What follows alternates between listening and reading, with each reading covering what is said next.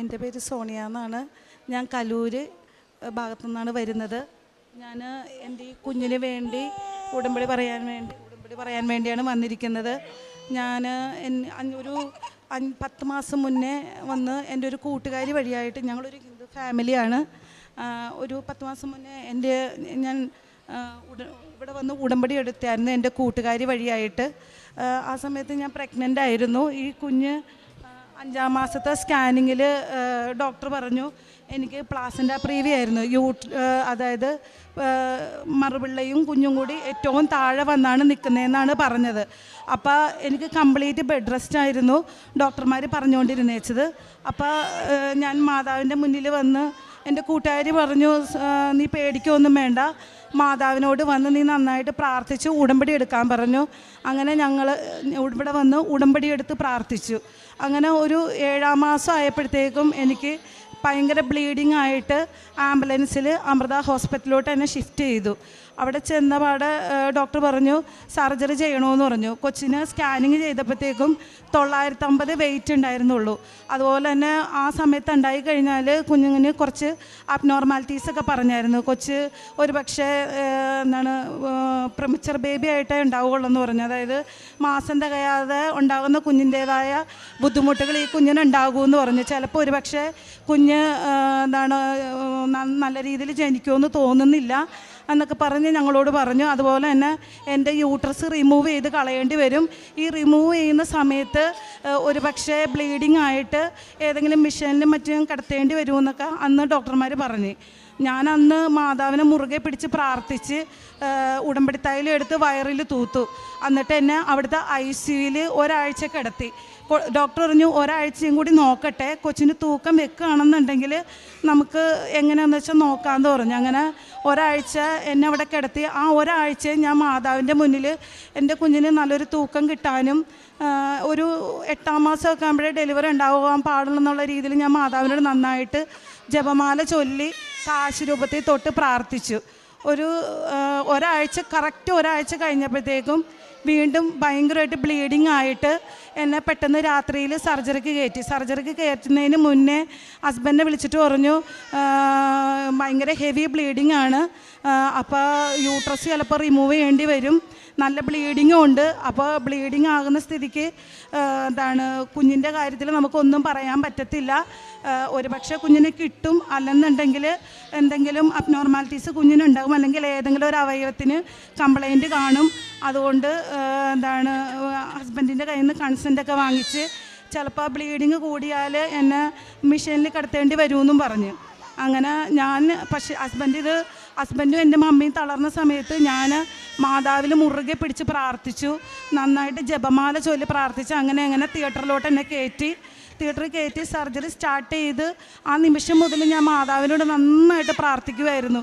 മാതാവേ, എൻ്റെ കുഞ്ഞിന് ഒന്നും വരുത്തല്ലേ മാതാവേ, എൻ്റെ യൂട്രസ് റിമൂവ് ചെയ്താലും കുഴപ്പമില്ല മാതാവേ, എൻ്റെ കുഞ്ഞിനൊന്നും വരുത്തല്ലേ എന്ന് പറഞ്ഞ് ഞാൻ പ്രാർത്ഥിച്ചായിരുന്നു.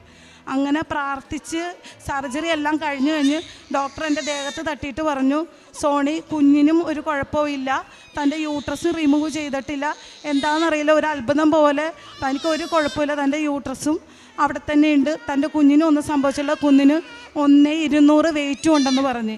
അങ്ങനെ കൊച്ചിനെ ഒരാഴ്ച ICUവിൽ കിടത്തിയിട്ട് പറഞ്ഞ് ഞങ്ങൾ നോക്കട്ടെ, കൊച്ച് റിക്കവർ ആകണ അനുസരിച്ച് തൻ്റെ കയ്യിലോട്ട് കുഞ്ഞിനെ തരാമെന്ന് പറഞ്ഞു. അങ്ങനെ ഞാൻ ഒരാഴ്ച 4-ാം ദിവസം കൊച്ചിനെ ഫീഡ് കൊടുക്കുമ്പോൾ അറിയാൻ പറ്റും കൊച്ചിന് എന്തെങ്കിലും കുഴപ്പങ്ങളുണ്ടോ ഇല്ലേ എന്നുള്ളത് എന്ന് പറഞ്ഞ്. അങ്ങനെ ഞാൻ ഒരാഴ്ച കഴിഞ്ഞ് 4 ദിവസം കഴിഞ്ഞ് ഫീഡ് കൊടുക്കാൻ നോക്കി. ഫീഡ് കൊടുത്തു കഴിഞ്ഞപ്പോഴത്തേക്കും കൊച്ച് നന്നായിട്ട് ഫീഡ് എടുക്കുകയും വേറെ കുഴപ്പങ്ങളൊന്നുമില്ല എന്ന് പറഞ്ഞു. അങ്ങനെ അന്ന് തന്നെ എനിക്ക് കുഞ്ഞിനെ എൻ്റെ കൈകളിലോട്ട് തന്ന് കൊച്ചിനെ ഞങ്ങൾ ഒരാഴ്ചക്കുള്ളിൽ അമൃതയിൽ നിന്ന് ഡിസ്ചാർജായി. എൻ്റെ മാതാവിൻ്റെ വലിയ അനുഗ്രഹമാണ്. ആ കുഞ്ഞിന് ഒരു കുഴപ്പങ്ങളും ഇല്ലാതെ പൂർണ്ണമായ ആരോഗ്യത്തോടു കൂടി എൻ്റെ കുഞ്ഞിനെ തന്ന് ഇപ്പം എൻ്റെ കുഞ്ഞിന് 9 മാസം തികയുന്നു. ഇതുവരെ മാതാവ് എൻ്റെ കുഞ്ഞിന് ഒരു ആപത്തും വരുത്താതെ മാതാവ് എല്ലാ കാര്യത്തിലും സഹായിച്ചു. അതുപോലെ തന്നെ എൻ്റെ ഭർത്താവ് എൻ്റെ ഭർത്താവിൻ്റെ കൈക്ക് ഒരു 4 വർഷമായി ഭയങ്കര അലർജി ആയിരുന്നു. അലർജി എന്ന് പറയുമ്പോൾ കൈ മുഴുവൻ പൊട്ടിയിട്ട് ചില ഒലിക്കുമായിരുന്നു. അതിൽ നിന്ന് ഭയങ്കര സ്മെല്ലുമായിരുന്നു. പുള്ളിക്ക് സ്വന്തമായിട്ട് ആഹാരം വാരി കഴിക്കാൻ പറ്റില്ലായിരുന്നു. ഗ്ലൗസ് ഇട്ടിട്ടാണ് ഫുഡ് കഴിച്ചുകൊണ്ടിരുന്നത്. അല്ലെങ്കിൽ ഞാൻ വാരി കൊടുക്കുമായിരുന്നു. ഓഫീസിൽ പുള്ളി ജോലി സ്ഥലത്താണെന്നുണ്ടെങ്കിൽ ഗ്ലൗസ് ഇട്ടിട്ടാണ് ഫുഡ് കഴിച്ചുകൊണ്ടിരുന്നത്.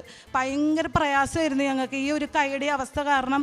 പുള്ളിക്ക് ജോലി ചെയ്യാനും പറ്റാത്ത അവസ്ഥ, അങ്ങനെ ഞാൻ വാരി കൊടുക്കേണ്ട അവസ്ഥ, ഒരാളെ ആശ്രയിക്കേണ്ട അവസ്ഥയായിരുന്നു എൻ്റെ ഈ ഭർത്താവിനുണ്ടായിരുന്നത്.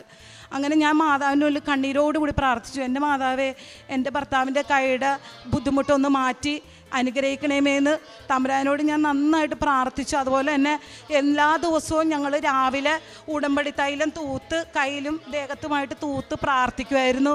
അതുപോലെ തന്നെ വൈകിട്ടും നന്നായിട്ട് ഞങ്ങൾ പ്രാർത്ഥിക്കുമായിരുന്നു. അതുപോലെ ഒരു ദിവസം പോലും ഉടമ്പടി പ്രാർത്ഥന ഞങ്ങൾ മുടക്കില്ലായിരുന്നു. മാതാവിനോട് നന്നായിട്ട് പ്രാർത്ഥിച്ച് അതിൻ്റെ ഫലമായിട്ട് 1 മാസം ഞങ്ങളിപ്പോൾ ഒരു 3-4 ഡോക്ടേഴ്സിനെ കണ്ടിട്ടുണ്ടാവും. ഒത്തിരി മെഡിസിൻസും എടുത്തിട്ടുണ്ട്. കിഡ്നി അടിച്ച് പോകുന്ന രീതിയിലുള്ള വരെയുള്ള മെഡിസിൻസ് ഞങ്ങൾ എടുത്തിട്ടുണ്ട്. എല്ലായിടത്തും കൊണ്ട് ഞങ്ങൾ കാണിച്ചു ഈ കൈ.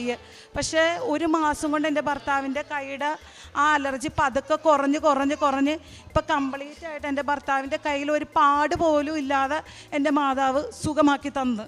ഇപ്പോൾ ആൾക്ക് സ്വന്തമായിട്ട് ഫുഡ് കഴിക്കാനാണെങ്കിലും മറ്റുള്ളവരുടെ മുന്നിൽ പോകാനാണെങ്കിലും മാതാവ് വലിയൊരു അനുഗ്രഹമാണ് അത് ഞങ്ങൾക്ക് തന്നിരിക്കുന്നത്. അതുപോലെ തന്നെ എൻ്റെ വലിയ ആഗ്രഹമായിരുന്നു വിദേശത്ത്, ഞാനൊരു സ്റ്റാഫ് നേഴ്സാണ്, അപ്പോൾ വിദേശത്ത് പോയി ജോലി ചെയ്യണമെന്ന് എനിക്ക് വലിയ ആഗ്രഹമായിരുന്നു. സാമ്പത്തികമായിട്ടൊക്കെ ആകെ വിഷമിച്ച് നിൽക്കുന്ന ഒരവസ്ഥയിലായിരുന്നു ഞങ്ങളുണ്ടായിരുന്നത്. അപ്പോൾ 5 വർഷമായിട്ട് ഞാനിങ്ങനെ പുറത്ത് പോകാനായിട്ടും പേപ്പർ വർക്കുകൾ ചെയ്തുകൊണ്ട് നടപ്പുണ്ട്. പക്ഷെ ഒന്നും അങ്ങോട്ട് ഒക്കുന്നുണ്ടായിരുന്നില്ല. എല്ലാ പേപ്പർ വർക്കുകളും ഭയങ്കര ഡിലേ ആയിരുന്നു ഞങ്ങളുടെ. പക്ഷേ ഈ ഇവിടെ വന്ന് ഉടമ്പടി എടുത്ത് പ്രാർത്ഥിച്ചതിൻ്റെ ഫലമായിട്ട് എനിക്ക് നല്ലൊരു ഇൻ്റർവ്യൂ വരികയും കുവൈറ്റിലോട്ട് പോകാനുള്ള വലിയൊരു അനുഗ്രഹം മാതാവ് എനിക്ക് സാധിച്ചു തന്നു. അതുപോലെ തന്നെ എനിക്ക് പാസ്പോർട്ടൊക്കെ കിട്ടാൻ ഭയങ്കര പാടായിരുന്നു. പക്ഷേ 300 പേരുടെ ഇൻ്റർവ്യൂ സെലക്ഷനിൽ നിന്ന് 100 പേരെ എന്നെ സെലക്ട് ചെയ്ത് അതുപോലെ തന്നെ മാതാവ് പാസ്പോർട്ടായാലും എല്ലാ കാര്യങ്ങളും ഭംഗിയായിട്ട് എൻ്റെ മാതാവ് എനിക്ക് നടത്തി തന്നു. ഞാൻ ഈ 23-ാം തീയതി കുവൈറ്റിലോട്ട് പോവുകയാണ്. അതിന് മാതാവിൻ്റെ വലിയൊരു അനുഗ്രഹം മാത്രമാണ്. അതുപോലെ തന്നെ പൈസക്ക് ഭയങ്കര ബുദ്ധിമുട്ടായിരുന്നു. പൈസ ഒരു രൂപ പോലും ഇല്ലാതെ തന്നെ ഞാനിവിടെ 2ാമത് മാതാവിനോട് പ്രാർത്ഥിക്കാൻ വേണ്ടി വന്നപ്പോൾ വീടിനടുത്തുള്ള ഒരു ചേച്ചിയുടെ അടുത്ത് നിന്ന് കടം മേടിച്ചുകൊണ്ടാണ് വന്നത്. മാതാവ് എൻ്റെ കയ്യിൽ 1 രൂപ പോലും ഇല്ല കുവൈറ്റിലോട്ട് പോകാനായിട്ട്. ഞാൻ ഇൻ്റർവ്യൂ പാസ്സായിട്ടുണ്ട്. അവർ പൈസ ചോദിക്കുന്നുണ്ട്. ഞാൻ എന്ത് ചെയ്യും മാതാവ് എന്ന് പറഞ്ഞുകൊണ്ട് ഇവിടെ വന്ന് മുട്ടുമേൽ നിന്നുകൊണ്ട് കരഞ്ഞുകൊണ്ട് ഞാൻ പൊട്ടിക്കരഞ്ഞുകൊണ്ട് മാതാവിനോട് പ്രാർത്ഥിച്ചു. ഞാൻ ഇവിടെ നിന്ന് ഇറങ്ങി ഒരു വീട്ടിൽ ചെല്ലാനുള്ള ആ ദൂരത്തിൻ്റെ ഇടയിൽ എനിക്കൊരു ഫോൺ വന്നു. എൻ്റെ അനിയത്തിയുടെ ചേച്ചിയുടെ അക്കൗണ്ടിലോട്ട് ഞാനൊരു 2 ലക്ഷം രൂപ ഇട്ടിട്ടുണ്ട്, ചേച്ചിയുടെ പേപ്പർ വർക്കുകളൊക്കെ ഭംഗിയായിട്ട് നടക്കട്ടെ എന്ന് പറഞ്ഞു. ആ നിമിഷം തൊട്ട് ഈ നിമിഷം വരെ മാതാവ് 1 രൂപക്ക് പോലും ഒരു കുറവും വരുത്തിയിട്ടില്ല. എല്ലാം ഭംഗിയായിട്ട് പൈസ ആയാലും എല്ലാ കാര്യങ്ങളും ഭംഗിയായിട്ട് മാതാവ് നടത്തി തന്നു.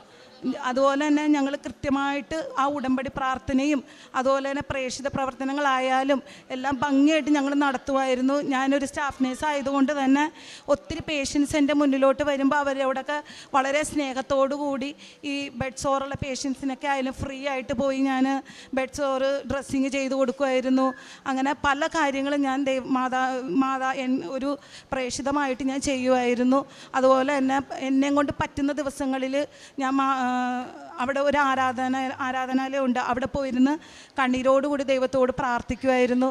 അങ്ങനെ മാതാവ് എനിക്ക് ഇത്രയും വലിയ അനുഗ്രഹിച്ചതിന് ഞങ്ങളുടെ ഫാമിലി മൊത്തം മാതാവിനോട് നന്ദി പറയുന്നു.